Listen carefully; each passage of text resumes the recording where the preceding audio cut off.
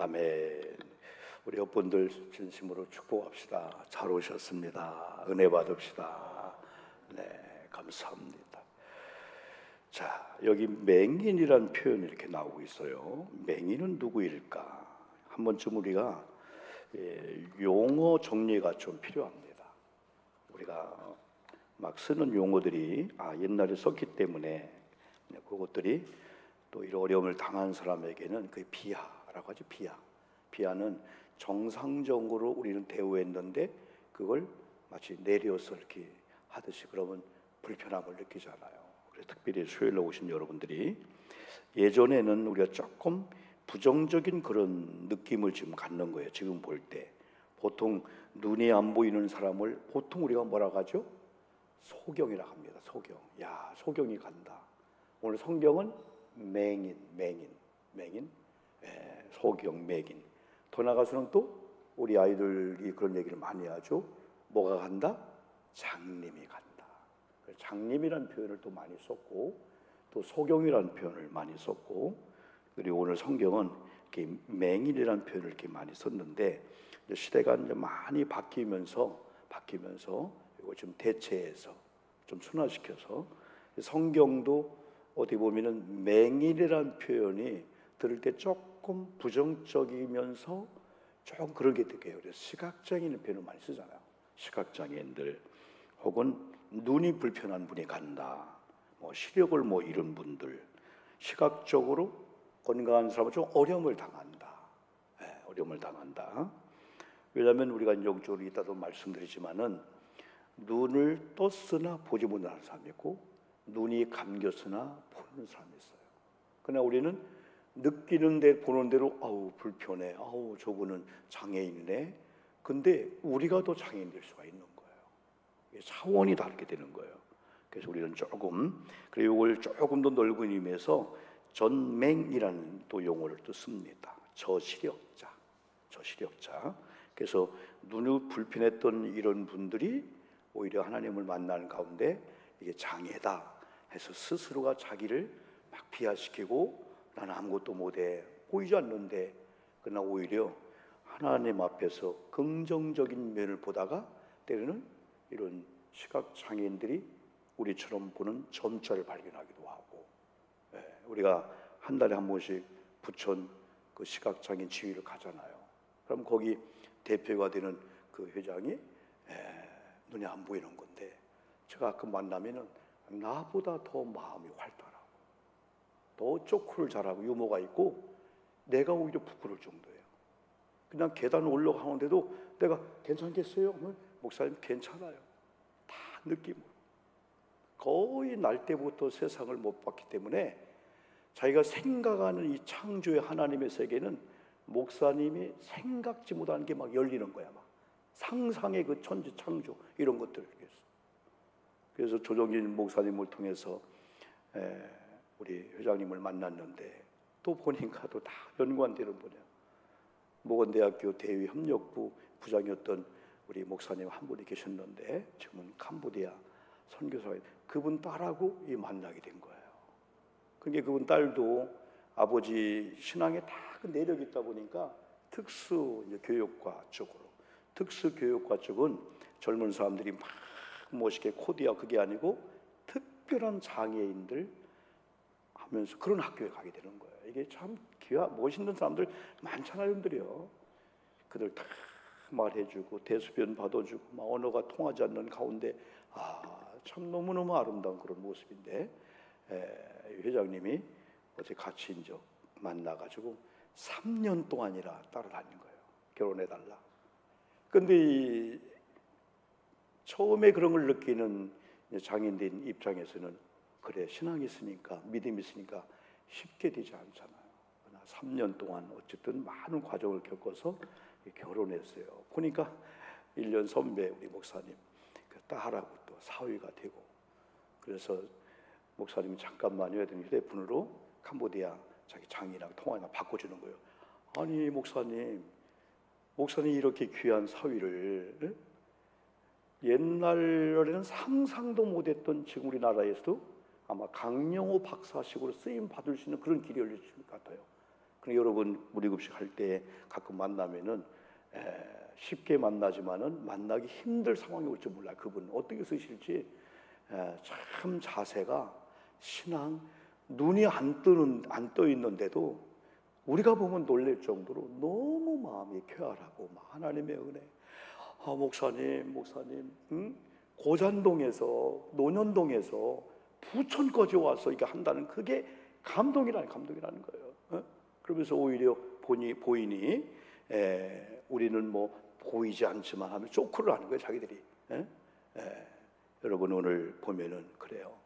우리가 주변에 조금 우리와 불편할 뿐이고, 그리고 장애인들이나 이런 사람 보면은 우리가 조금 가까이 하기에 뭐 그게 아니고 그냥 평범한 사람을 대하는 걸 제일 좋아하는 것 같아요. 그래서 뭐 장애우다 많은 표현이 있는데 그냥 장애인이라고 해달라는 거예요. 장애가 있는 사람 그냥 이걸 막 포장하지 말고. 그래서 어떻게 보면은 같이 그냥 여기는 건 너무 그냥 야 저분 온다 어디야 그러지 말고 그냥 평범하게 그냥 같이 그냥 사람으로 대해주는 거, 그걸 원하고 또 가까이 해주기도 하고. 그럼 우리 생각이 많이 달라지죠. 우리 가정에 그런 장애인들, 우리 교회에 그런 장애 주변에 있을 때 우리가 타부하고 거부하는 게 아니고 같이 앉아서 같이 함께 해줄 때 용어 의식부터 바뀌어지면은 그들을 접대한다든지 그들을 대한다든지 이렇게 길거리 걸어갈 때 얼마나 하는지 몰라요. 여러분 영상을 보다 보면 이런 영상이 있어요. 한 자매가 아이를 안고 있는 거예요. 물론 우리나라가 아니고 저 동남아 쪽이죠. 아이를 안고 있는 거예요. 그런데 요즘 우리 아이들 자동차 같은 거 이렇게 리모컨 해갖고 막 가게 하는 거 있잖아요. 태우고. 그런데 자기 남편하고 아이 하나가 그걸 타고 그거 하고 있는 거예요. 최고 적더라고 이렇게요. 근데 아이를 앞에 아는 이 부인이 양쪽에 우리 여러분 그 주방 같은 경우 이렇게 앉아서 할 때 받침 있잖아. 받침 두 개를 딱 남편 주니까 거기에 딱 차에서 내려서 앉는데 보니까 하반신이 없는 거야. 그게 걸을 수가 없는 거야. 근데 아이와 함께 그 차를 타고 있는 거야. 이제 조종하면서 이렇게. 그랬는데 그 아이가 아빠의 등에 딱 올라가더니 그 순간에 아까 그 받침대 오른손 왼손 그게 발이야. 한 번 옮겨서 앉고 한 번 벗고. 그리고 나중에는 부인이 자기 남편을 등에 업고 애기 안고 그러면서 그 얼굴을 보면 물론 동영상으로 찍었겠지만은 어떻게 저게 가능할까? 다 때려치고 막 우리는 좀 아프면은 그냥 누구 때문에 하면서 이게 인생을 살아 뭐하냐. 그런데 너무 우리는 크리스찬으로서 사실은 그 차원을 사실은 넘어서야 되는데 우리는 조금만 제약이 오고 조금만 장애가 오면은 이거 신앙인의 냄새가 하나도 없는 거야. 막 함부로 막 비하시키고 막 욕하고 막 던지고 막 때려부시고 막 공격하고. 그래서 근간에 우리 교회가 새 가지도 많이 오시지만은 교회 본질로 가면은 교회가 편애하지 않고 교회가 비하하지 않고 교회가 끼리끼리보다도 때는 그렇게 모이기도 하지만은 우리는 그렇지 못한 사람 만나고 새 가족을 만나고 이 노인들을 만나고 우리가 차를 운행해도 우리 권사님들 우리 봉사팀들이 있으니까 그 운행해도 노인들이 탈 때 내릴 때 많이 배려해 주는 거예요. 개문말차라고요. 노인들이 안 탔는데 타던 것처럼 차동 누르다가 볼록 넘어지기도 하고 별로 하기 때문에 더 차분하게 하고 때로는 안전지대에다가 딱 하면은 기사가 내려서 권사님 부축해 드리기도 하고 조금만 배려해 주면은 연로하신 분들이 교회는 오고 싶은데 이렇게 민폐 끼칠까 봐서 못 오는 분이 많이 있거든요. 안전도 그렇고 참남을 배려해 주는 거. 두 번째는 성경이 몸이 불편한 자를 어떻게 대할까 할 때 오늘 한번 두 가지를 보는데 첫째는 제자들. 일반 군중들은 나중에 뒤에 나옵니다. 제자들은 일단은 눈이 안 보이고 불편한 사람을 딱 보는 순간에 뭔 죄 때문에 그렇지? 죄하고 연관시킨 거예요. 그래서 1절에 그의 상태는 날 때부터 맹인된 사람이라고 했고 2절에서는 제자들이 예수님을 향하여 랍비여 이건 선생님이요 이 부른 거예요. 이 사람이 맹인으로 난 것이 누구의 죄입니까? 이걸로 끝나면 좋은데 이제는 타인까지 막 걸고 넘어가는 거예요. 자기의 죄입니까? 이를 낳은 부모의 죄입니까? 이게 세상의 이원론이에요. 어떤 문제가 오면은 우리는 누구 때문입니까? 일단 나는 아니다. 그걸 일단 카바를 해놓고 누구 때문에. 자, 집에 여러분 이렇게 새로 큰 카페트를 좋은 걸 사왔어요. 예, 할아버지가 계시고 또 며느리가 있고 애들이 있습니다. 이렇게 대화를 하고 있는 가운데 모처럼 이 손주가 할아버지가 오니까 너무 좋은 거야. 아, 할아버지 집에 왔다. 막 어른들 대화하는 가운데 막 지나가다가 이 물컵을 탁 건드려서 그 양탄자 카페트에 버리게 된 거예요. 두 가지입니다. 어떤 집은 난리가 납니다. 버릇이 없다고 막 어른들이 있는데 막 그런다고. 그럼 어떤 집은 너 안 다쳤냐? 할아버지가 안 다쳤냐 너? 안 다쳤냐? 그러더니 엄마가 얼른 가서 아우 다행이다. 카페트야 다시 사면 되고 빨면 되지 뭐. 똑같은 상황인데 되어지는 집은 그렇게 보고 안 되면 그 다음에는 누구 때문에 누가 여기다 갖다 놨냐? 누가 아기를 저런 시키었냐? 이 중요한 자리에 물컵을 누가 갖다 놨냐? 거기서부터 막 싸움이 붙어버린 거예요. 지금 여기 이제 송도의 그 총기 사건, 그럼 그걸로 우리는 끝난 줄 알았더니 막 인터넷 여론에서 막 이런 식으로 원인을 하다 보니까 다 모두가 아니다. 그것 때문에 아니다. 이분이 뭐 정신적으로 문제가 있느냐? 또 이분이 언뜻 한 얘기가 가정 불화 때문에 그렇다. 그러니까 한 25년 전에 서로 이혼한 관계야. 이혼한 관계야. 그런데 그 이혼 당했다고 할까요? 그분이 유명한 미용사야. 찰나 미용사야.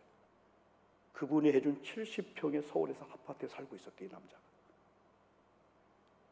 그런데도 이 자녀가, 이번 출근 30 자녀가 이혼은 수십 년 전에 했는데 8년 전에 이혼한 걸 알았대. 왜? 엄마가 너희들 상처 아버지 할까 봐서 안 알린 거야. 별건 했지만은 그걸 안 알린 거예요. 그 정도로 이 부인이 남편을 배려하고 애들 상처받을 것 같아. 그래서 8년 전에 이야기했다는 거예요. 그래서 이 모 인터넷에서는 원인이 자녀가 아버지 만날 때마다 이 좋은 엄마를 나가게 한 건 아버지 때문입니다. 계속 그래서 아버지의 마음에 상처가 되어서 그렇게 했다. 어떤 분은 정신적으로 문제가 있지 않냐. 근데 오늘 어떤 국회의원도 뭐 평가하고 다 했는데 오늘 이제 그 며느리 입장에서 전혀 우리 집은 가정 불화가 없었습니다. 이건 왜냐하면은 이거 다 얘기를 못하는 거야. 우리 애들 그 동네 살고 있으니까, 큰 딸이 살고 있으니까. 그것도 아버지의 생신이 되어서 아들과 며느리가 자기 집에 초청했어. 아버님, 어머님은 오늘 미용실 바빠서 못 온답니다. 이혼했지만은 그렇게 배려해 주면서 케이크를 자르고 하는 가운데 남자가 갑자기 일어나서 나 잠깐 슈퍼 갔다 와야 되겠다. 오늘 슈퍼가 뭐죠? 편의점. 그때 큰 가방을 갖고 자기가 만든 이거 25년 전에 막 연구했다는 거예요. 거기서 애들이 막 피신시킨 거 막 거기서 문 두드리면서 늘 나와라. 난 며느리가 나와서 막 지인까지 했는데 이게 안 터진 거예요. 이게 팡팡 안 된 거예요. 이게. 그래서 이쪽에서는 원인이 이거다. 여기 며느리 입장은 아닙니다. 전혀 이런 불화가 아닙니다. 이건 뭔가 계획을 가지고 우발적인 뭐 그런 표현도 아니지만 일단은 이런 일이 있으면은 많은 언론들이 어떤 수사나 어떤 데 결정 내일 좀 기다리는데 한쪽에서 막 써버리니까 피의자나 이런 뭐 피해자 입장에서는 얼토당토한 막 하다 보니까 제2의 막 공격이다 보니까 우리도 쉽게 그냥 뭐 때문에 결혼해. 오늘도 마찬가지예요. 저희들도 일단은 유대인들은 그게 있으니까 이 언론이야. 죄냐 아니냐. 이 죄면은 얘 죄냐 누구 죄냐. 이게 일반적인 사람들의 생각이 제자들이 그걸 표현하게 된 거예요. 근데 예수님께서는 뭐라고 했습니까? 3절 한 번 더 읽어보실까 한번요. 예수께서 뭐라고 대답하시나. 시작. 예수께서 대답하시되 이 사람이나 그 부모의 죄로 인한 것이 아니라 그에게서 하나님이 하시는 일을 나타내고자 하십니다. 저는 수없이 말씀을 전하고 이 말씀을 준비하면 눈물이 턱 드는 거예요. 나를 정죄하고 내가 잘못했는데 주님이 오셔서 지난번에 가늠한 여인처럼 누가 정죄한 사람이 있느냐? 다 같지 않냐? 나도 너를 정죄하지 않는다. 땅바닥에 딱 쓰잖아요. 다시는 죄를 짓지 마라. 그때 그 죄를 져서 여러분 현장에 들켰던 여인이 얼마나 땅을 치면서 감사합니다. 다시는 죄 안 짓게. 그러니까 우리가 교육법이 훈계하고 훈육을 줘서 하는 방법이지만은 우리 아이들이 엄마, 아빠 혹은 아내가 남편을 통해서 남편, 아내를 통해서 감동관계가 있는 거예요. 여보 내가 잘할게. 이 정도 지경까지 갔는데 당신 나를 포기하지 않고 배려한다면은. 그래서 지난번에 우리가 박 교수 그 2만 번 암 수술한 분, 대장암만 10,000번, 1년에 500명씩 암수술한 그분의 그 얘기를 여러분 제가 얘기했잖아요. 여러분요. 자기 아내도 폐암, 자기 장모님 암으로 돌아가시고, 자기 엄마 암으로 돌아가시고, 자기 아내도 폐암 지금 1년 재발되어서 1년 반. 그런데도 여보 당신 힘을 내야 돼. 당신이 비관하면 비관하는 말대로 되니까 말을 순화시켜야 돼. 살 수 있다, 막 회복하고. 여러 가지 좋은 그런 메시지 이런 가운데 어디 보면은 여러 가지를 통해서 자신을 돌아보면서 왜 인생이 사나, 왜 인생이 이별해야 되나, 마지막 사형 선고 같은 암 수술 더 이상 못할 때 이제 한 달 동안 가족과 함께 하세요 할 때 그걸 통해서 아 이별 준비도 해야 되는구나. 언제가 떠날 때가 있구나. 또 한편으로는 그 환자를 볼 때 여러 가지 그 얘기했잖아요. 끝까지 버티는 환자, 마침내 기적 같은 역사를 일으키는 그 환자 두 가지. 주변에 누군가가 내가 널 떠나지 않는다. 난 널 사랑한다. 만약에 연로하신 어머님이 막 몸이 불편해 따라 나가 며느리가 엄마 걱정하지 마세요. 아무리 별일이 다 엄마 우리가 지킬 테니까 엄마 떠나지 않게 그 한마디가요 생존감이 생기는 거예요. 그때부터 약을 먹자. 살이야 된다. 이 박교수 교수님이 한 얘기가 벌어요. 주변에 그런 사랑의 말을 듣는 자가 그때부터 의지력을 가지면은 무슨 조제하든지 그 약이 효과가 나타난다는 거예요. 그러나 나는 주변 사람 떠났다. 자기도 포기하고 그러면 아무리 의사가 별 의술을 다해도 안 된다는 거죠. 우리 예수님의 방법은 그 바로입니다. 이 사람의 죄도 그리고 또 목사님 조금만 다운시켜줘요. 이 사람의 죄도 그리고 부모의 죄도 아니고 더 나가서 뭐라 합니까? 이 일을 통해서 하나님이 하시고자 한 일을 진짜 눈물 나잖아요. 여러분이 막 정죄받을 때 하나님의 영광을 위해서 지금 이걸 통해서 역사할 거다 할 때 누구의 죄 정도로 끝나는 게 아니고 하나님의 영광을 위해서 지금 내 앞을 못 봐? 그렇다면 여러분 얼마나 가능했겠어요? 그래서 이 일을 통해서 우리 주님이 이런 또 교훈적으로 이끌어갑니다. 4절에 보니까 때가 아직 낮음에 나를 보내신 예를 우리가 하여야 하리니. 조금 더 다운시켜요 목사님. 조금 더 소리. 때가 아직 낮음에. 그리고 뒤에는 밤이 오리니. 밤이 오리니. 자, 눈이 안 보이는 이 시각장애인 앞에서 주님이 갑자기 4절에서 때가 아직 낮음에. 이건 눈을 뜬 사람이 낮이니까 다 볼 수 있다는 거예요. 그러나 밤이 온다는 거예요. 눈을 떴어도 안 보이는 때가 온다는 거예요. 응? 때가 아직 낮음에 나를 보내신 예의를 우리가 하여야 하리니. 그랬어요. 지금은 낮이기 때문에 하나님이 나를 이 땅에 보내신 그 일을 해야 되는데 언젠가 밤이 온다. 그때는 아무 일도 할 수 없다. 여기서 우리는 육체의 눈은 떠 있으나 영적으로 무지한 자가 있고 육체의 눈은 감겼는데 영적인 눈이 열려서 하나님이 하신 일을 보는 그런 자가 있다는 거예요. 그러면서 언젠가는 눈을 떴는데도 보이지 않는 영적인 겨울의 시대가 올 수 있다는 거예요. 심판의 시대가 올 수 있다는 거예요. 지금은 쓸데없는 걸로 목숨 걸고 싸우고 그럴 시간이 아니라는 거예요. 이제는 밤이 올 건데 밤이 올 때는 키가 적다, 크다, 뭐 내 말, 네 말, 오해, 그런 차원에 놀지 말라는 거야. 응? 지금은 시간 있으면 일할 때라는 거야. 이 때가 지나간다는 거야.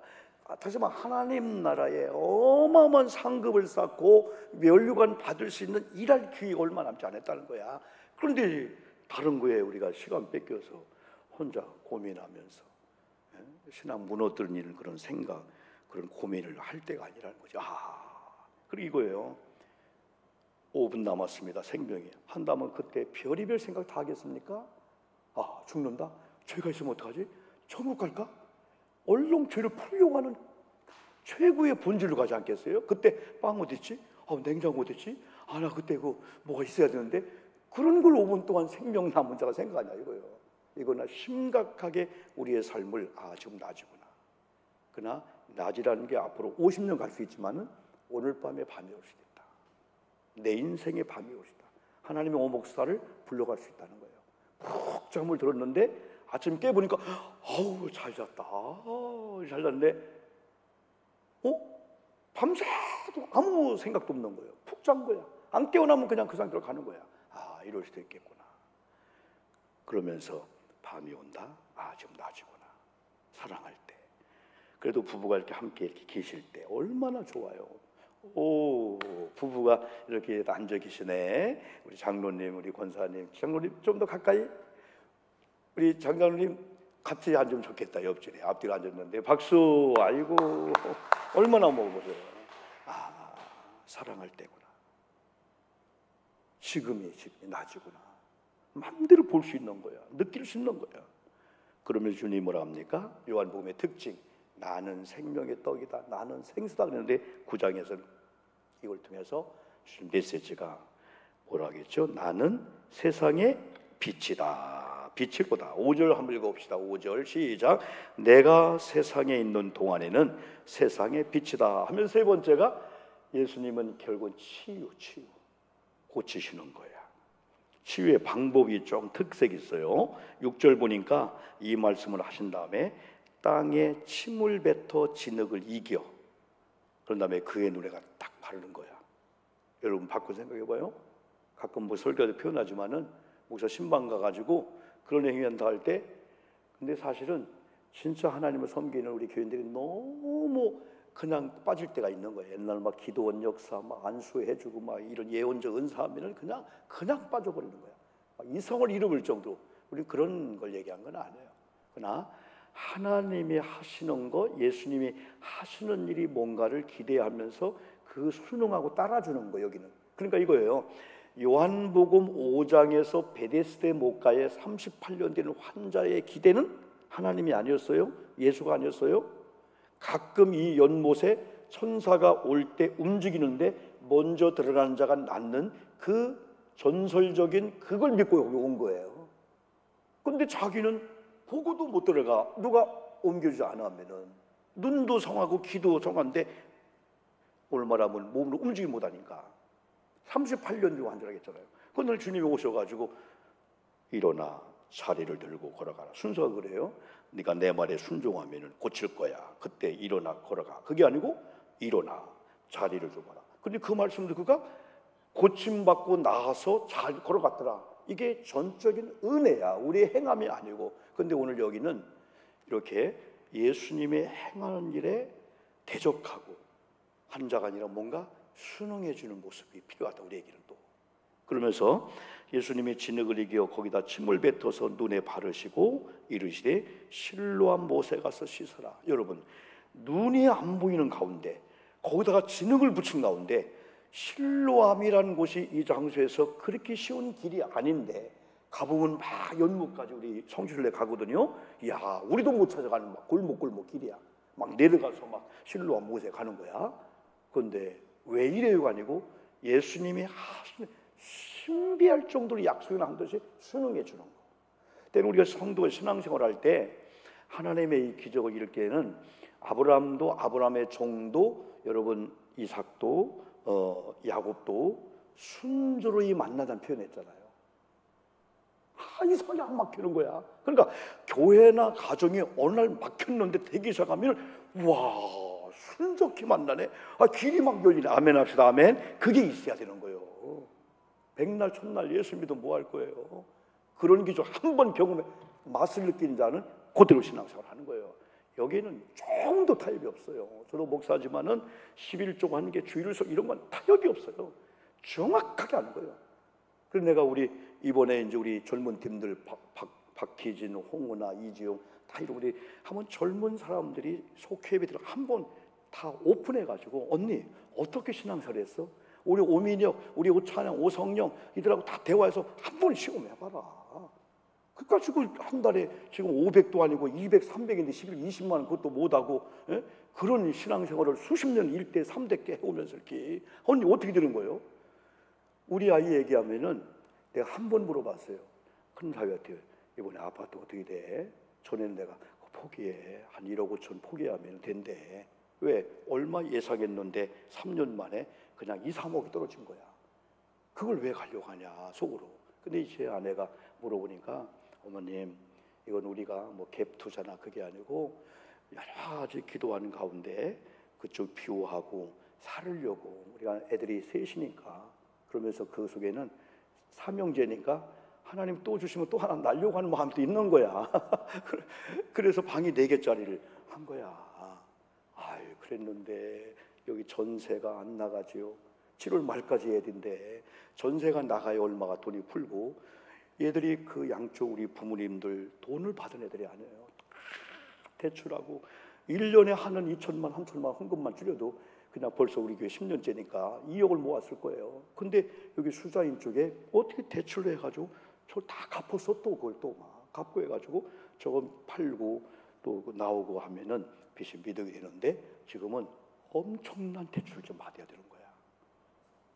그러니까 우리한테 와서 아버님 5천만 원만 에라이 통하지도 않지만 얘기도 않고 그렇다고 서울에 있는 부모님들도 여유가 있는 분인데 요청을 하는 거예요. 그런 가운데도 교회 생활을 정확히 하는 걸 볼 때 내가 안타까운 것은 내가 1억 2억 좀 대줄 건데 있어도 못 대주시오. 한편한데 저렇게 해볼래. 그래 아버님 이런 방법이 있는데 지금 일단 이 집이 나가야 되는데 집주인이 지금 다운된 걸 모르고 자꾸 높여서 내놓으니까 왔다 그냥 가는 거라는 거예요. 그래서 좀 다운시켜냈다고 하는데 그래서 난 기도할 뿐이니까 그래 너희들이 좋아서 그랬으니까 투자가 아니고 뭐 그걸 통해서 아니고 그러니까 여전히 그런 문제가 폭발적이 있는데도 하나님 관계에 뭔가 체험했기 때문에 거기에 들쑥날쑥을 안 하는 걸 볼 때 그래 니들 보관 좀 어떻게 복주냐 또 기도하고 있는데 이게 바로 그거예요. 하나님의 하시는 일에 마치 이 눈먼 사람이 알듯이 쫙쫙쫙쫙 순종하는 거야. 그러니까 뭔가 가정의 교회가 되기 시작하면은 그렇게 꼬이고 막혔던 게 와 어떻게 순조롭게 어떻게 이렇게 쫙쫙 많이 들어갈까 이 역사가 있다는 거예요. 그래서 이 사람이 가서 순종했어. 씻었더니 마지막 결론은 뭡니까? 나았더라. 눈에 바르시고 실로암 모세가 씻으라 하시고 실로암을 번역하면 뭐였어요? 그래서 이에 가서 씻고 밝은 눈으로 가서 눈이 띄었는 가운데 이제는 기뻐팀이 오게 된 거야. 그때의 군중들의 관심이 또 뭡니까?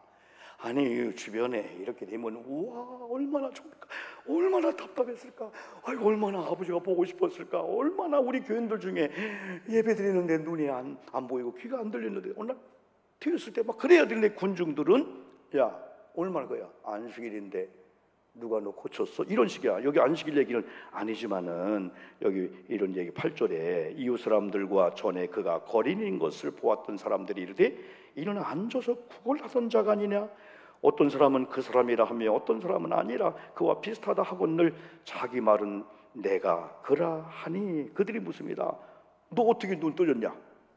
그때 그가 말하는 게 11절 한 번 더 봅시다. 11절 그의 대답이 너무나 아름다워요. 시작.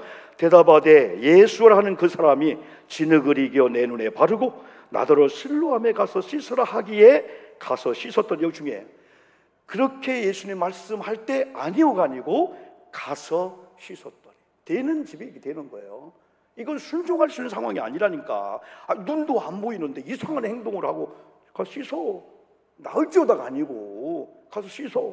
근데 가서 씻었더니 복이 되었습니다. 이 얘기하는 거예요. 이거 중요한 게 때로는 신앙생활을 복잡하게 하지 말라는 거예요. 여러분 뭔가 오늘 밤도 집에 가면 막 복잡하게 생각했습니까? 아니라는 거예요. 때로는 단순하게, 너무 복잡하게. 그래서 지난번에 요한복음 8장 32절 뭐라 했죠? 진리를 알지니 진리가 너희를 자유하게 하리라. 구속을 안 받는 거예요. 내일 채무 관계가 있어. 뭔가 관계에서 오늘 밤 자는데 자유함이 오는 거야. 그래, 내일은 내일 염려하자. 오늘 밤들 염려한다고 나오냐? 아니다. 진리를 알지니 진리가 너를 자유. 중요한 게 바로 그거예요. 때로는 순수하게 말씀에 순종도 하고, 아까 얘기한 대로 요한복음의 5장과 9장, 때로는 특별한 은혜가 임해. 한 것도 없는데, 기도도 안 했는데, 믿음도 없는데, 사실은 하나님 앞에 온전한 11조 못했는데, 하나님의 특별한 은혜가 5장에 오기도 해요. 그런데 여기에서는 신비할 정도로 내 생각은 이랬는데, 내 방법을 이랬는데, 여러분 하나 더 얘기 맞출게요. 마태복음 5장에서 밤새도록 그물 내려 고기 못 잡았잖아요. 베드로의 주님의 깊은 데가 던져냈을 때 그냥 순종하는 거예요. 아니 뭐 하는 거예요? 지금은 아침이에요. 저녁 때 그물을 던져야 돼요. 갈릴리에서 맑아서 그물 내려오는 걸 보고 다 도망갑니다. 여러 가지 이유가 있지만 또 아이고 예수님은 목수 아니 나는 어부요 어부. 여기 잔뼈가 굵은 사람이 어느 순간에 어디 고기를 잡는 걸 아는 분이에요. 지금 그물을 찢어진 그물을 짚고 있는데 자고 들어서 해나가죠. 그러지 않고 말씀에 의지하여 내가 그물, 이게 신앙이에요. 내 생각, 내 노하우 다 포기하고 오늘 주시는 말씀에 의지하여 그물을 내리니 그물이 치를 정도로. 실로암, 아까 악보 한번 건사한테 치러 되겠어요? 실로암 노래 마지막 우리 하나 하고 오늘 중요하니까 한번 좀 기도하고 마치겠어요.